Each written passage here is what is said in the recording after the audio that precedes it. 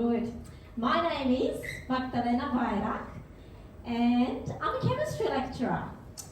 Now, speaking of AI, I have to do some training because I'm teaching and we now have to understand how AI works.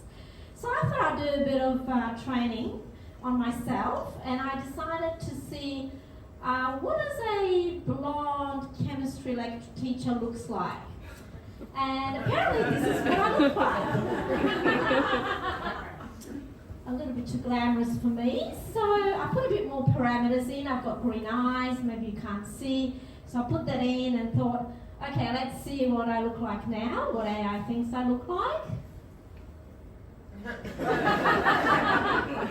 Okay, not that green. Looks like an alien there. So a few more parameters to give it a bit more information. Let's see if it gets it right. Not bad, pretty close. I might have to ease off on those Polish donuts. But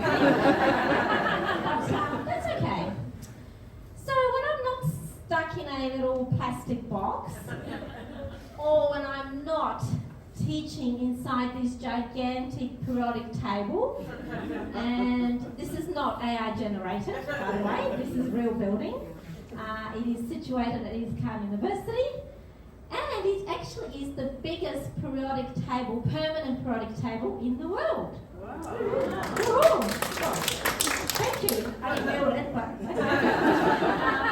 now it actually featured, if you watched Channel 7 Sunrise back in July this year, perhaps. We were featured on Sunrise. There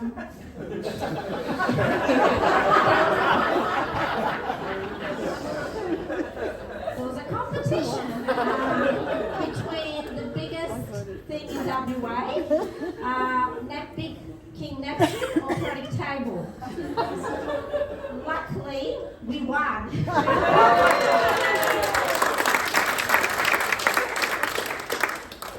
To be on TV at 3 o'clock in the morning.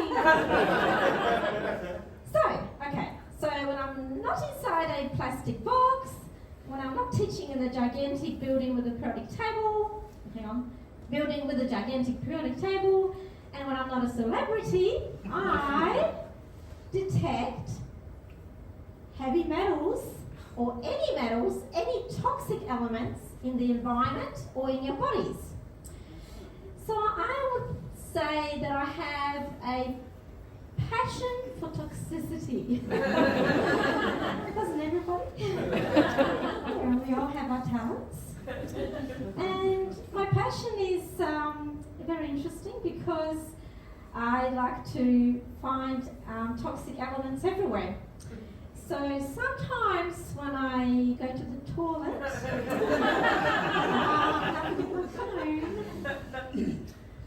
oh, come on, you've done it. Come on, admit it. You have done it. All right. So I do look for toxic elements, but I'm particularly interested in heavy metals. Not that type of heavy. Okay. Okay, don't look at that. Look at that. I am interested in heavy metals, not the ones that play bad songs. But seriously, those heavy metals are quite dangerous if you have them if you expose yourself at high enough concentrations.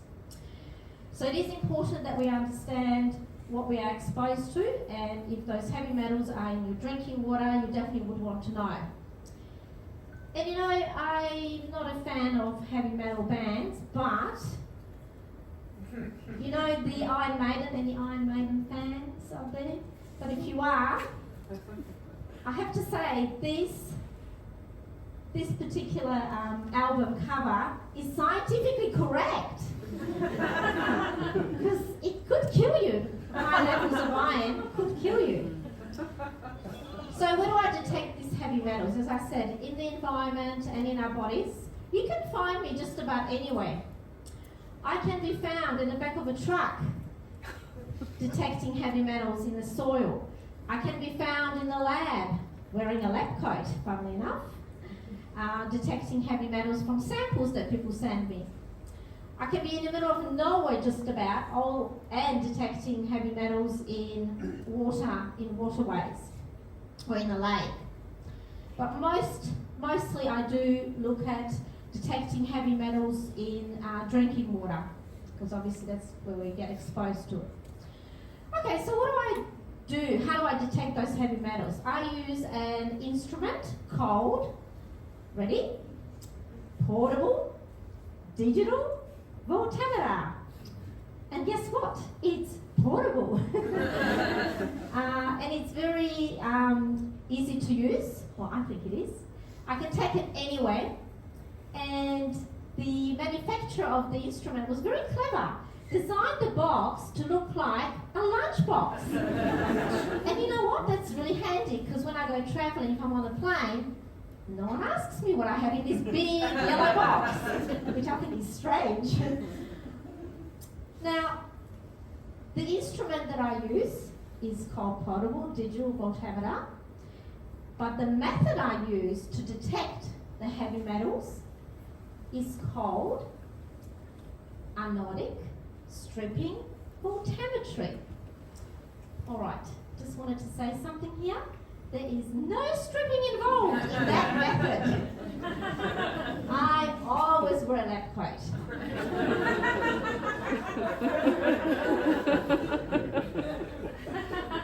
I didn't tell you what I wear underneath, did I? You've got to be safe. You've got to be safe.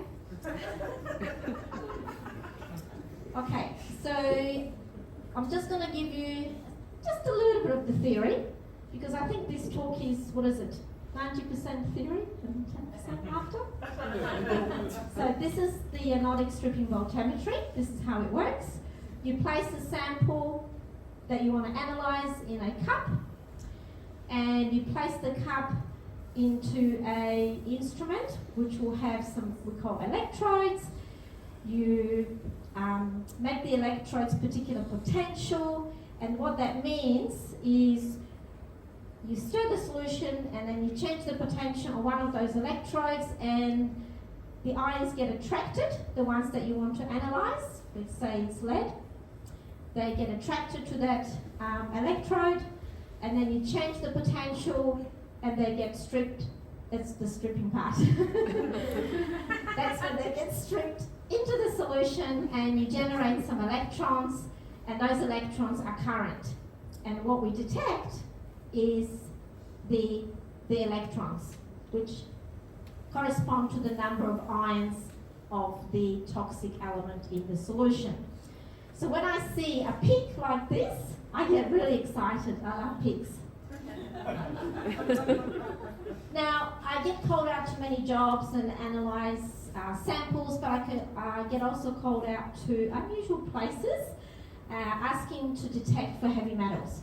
And one of those places was a shooting range. They wanted me to analyse the shooting range for lead, particulates of lead that are in the air people are being exposed to. And who knew I have a talent for shooting?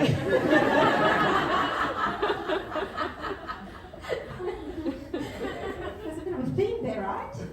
Toxicity, shooting.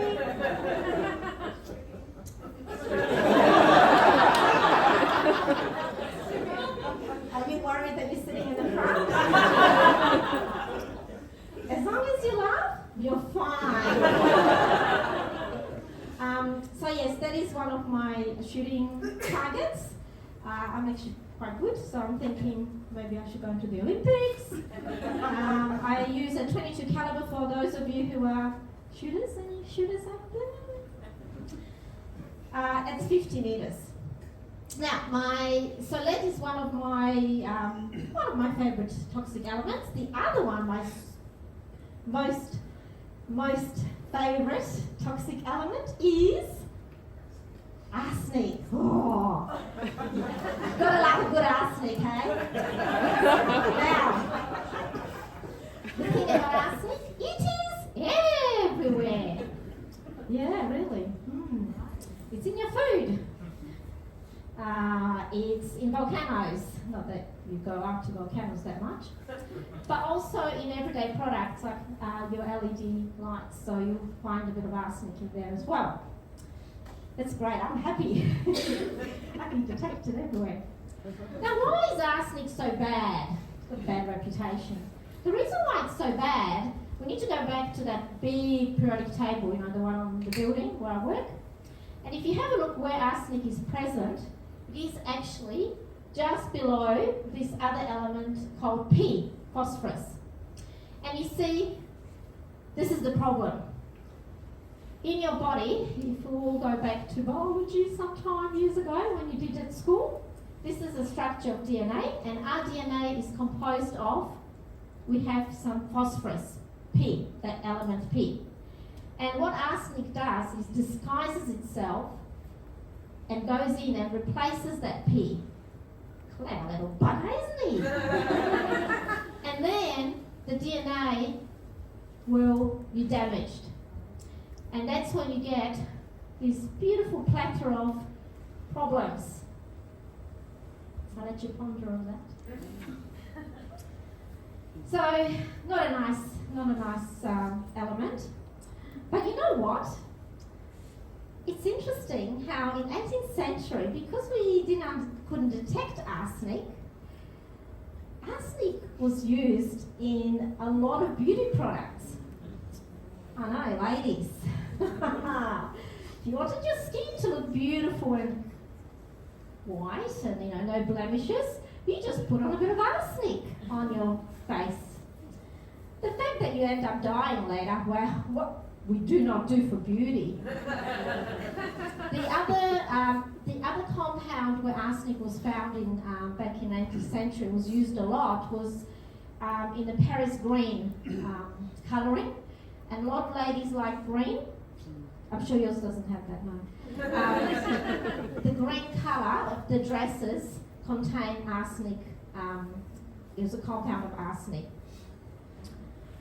The good thing is now that someone like me, we can detect it, so I would know if you've been exposed to high levels of arsenic. So no longer is it the best poison to use if you want to kill somebody. Don't do it, because we can detect it now. So you end up having this sort of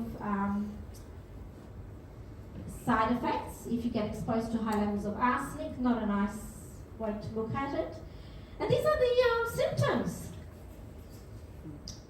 Delirium, projectile vomiting.